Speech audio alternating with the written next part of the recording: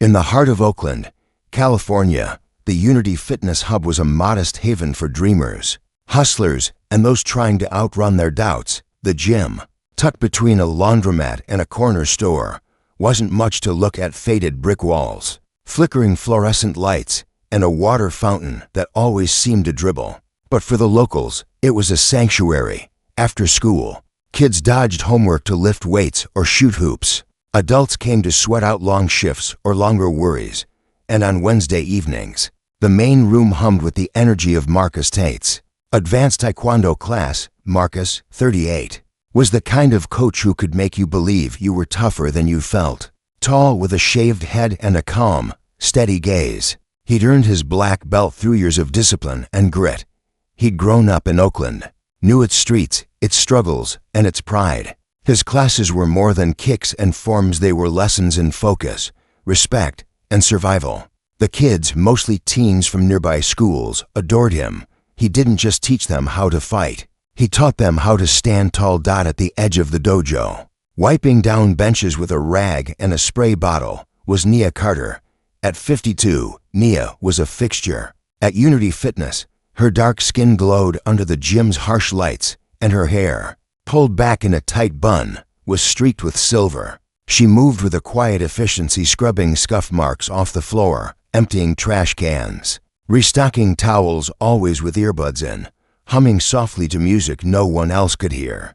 Nia didn't talk much. She'd nod at the regulars, offer a quick smile to the kids, but mostly, she kept to herself. To the gym's patrons, she was just Miss Nia, the cleaning lady who kept the place spotless. That Wednesday, as Marcus wrapped up his class, he noticed Nia lingering near the dojo's entrance.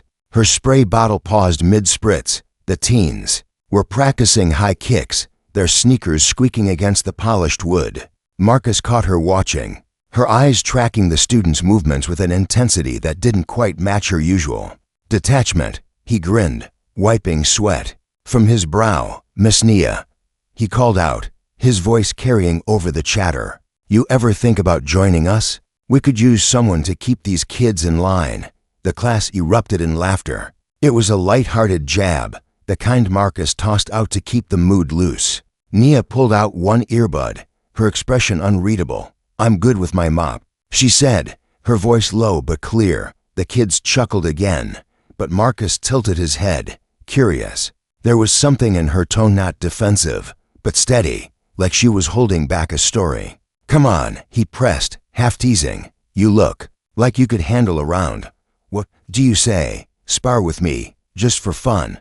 The kids hooted, egging her on. They expected her to wave it off, maybe laugh and go back to cleaning. But Nia set her spray bottle down, wiped her hands on her apron, and stepped forward. "All right," she said simply. "Let's see what you've got." The room went quiet. Marcus blinked, caught off guard, but recovered quickly. "For real?" he said, grinning. "Okay. Miss Nia, let's do this.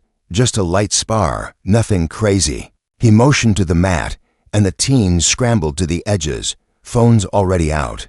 Sensing something worth recording, Nia untied her apron, folding it neatly over a bench. She kicked off her worn sneakers, revealing socks with a hole at the toe, and stepped onto the mat in her plain gray sweatshirt and black pants. Marcus, still smiling, assumed a stance, loose and relaxed. "We'll go easy," he said. "Just follow my lead." He expected a clumsy attempt, maybe a laugh as she stumbled. But Nia's posture shifted, shoulders squared, feet planted, eyes sharp.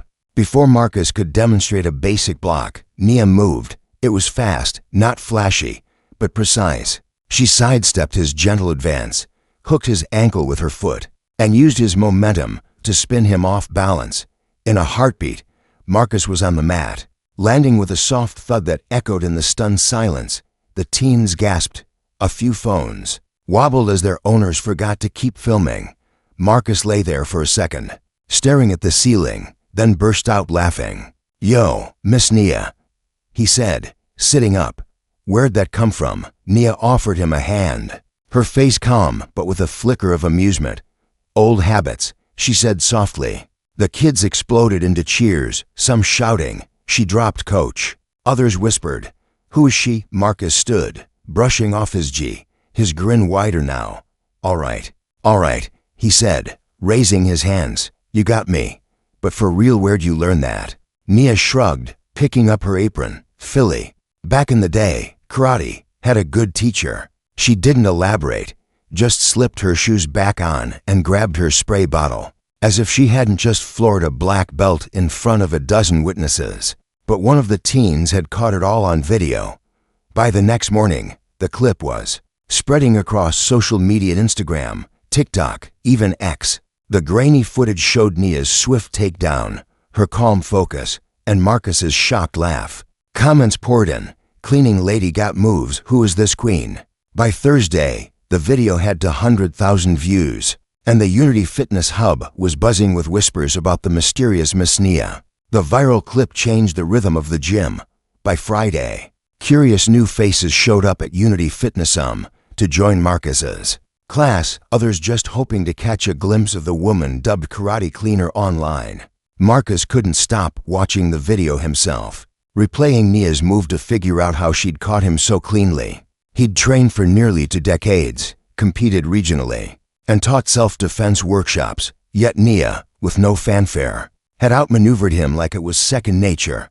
That morning, he found her in the break room, stirring sugar into a cup of tea. "Morning, champ," he said, leaning against the doorframe. Nia didn't look up. "Don't start," she said, but there was a hint of a smile. Marcus slid into a chair across from her. "You know you're famous now, right? That video's everywhere." Nia sighed, setting her spoon down. "Didn't ask for that," she said.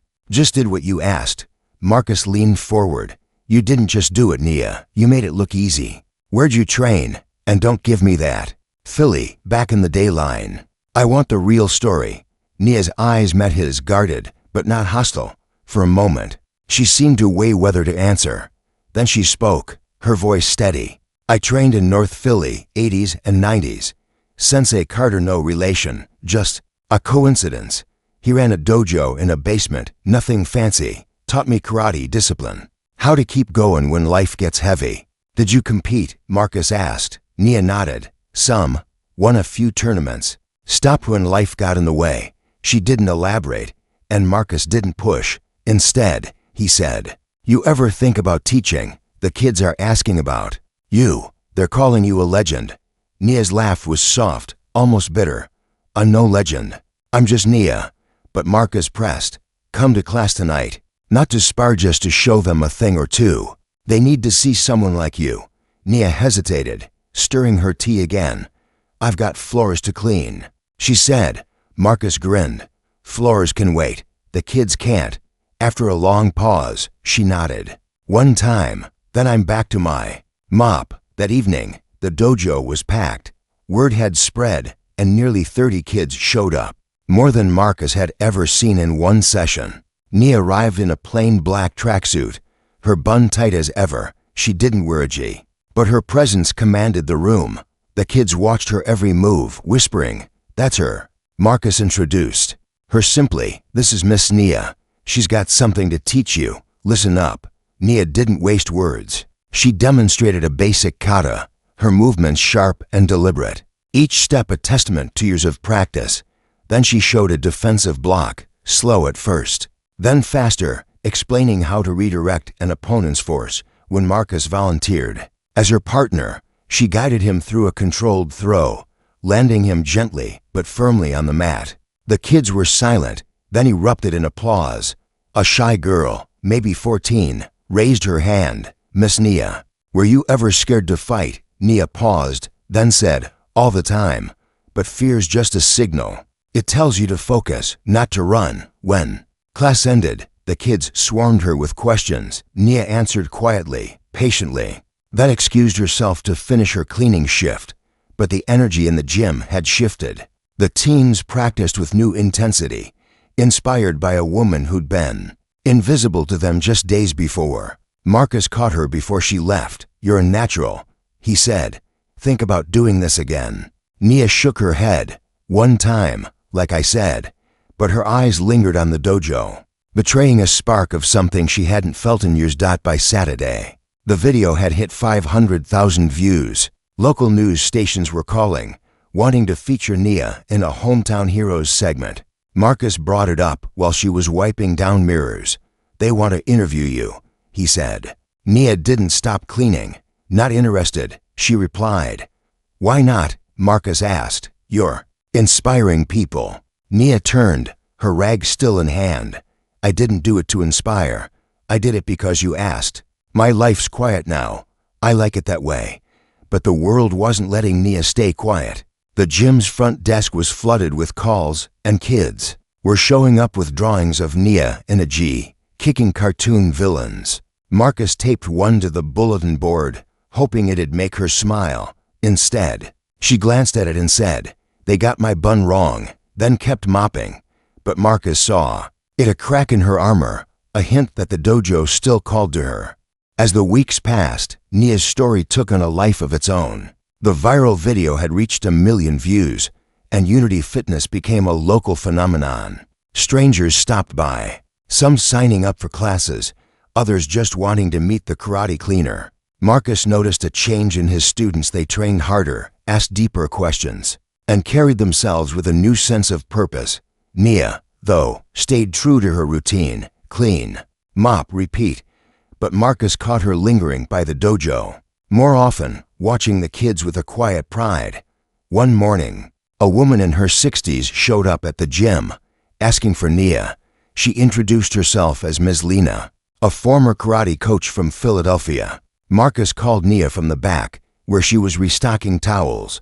When Nia saw Lena, her face froze, then softened. "You haven't changed," Lena said, pulling her into a hug.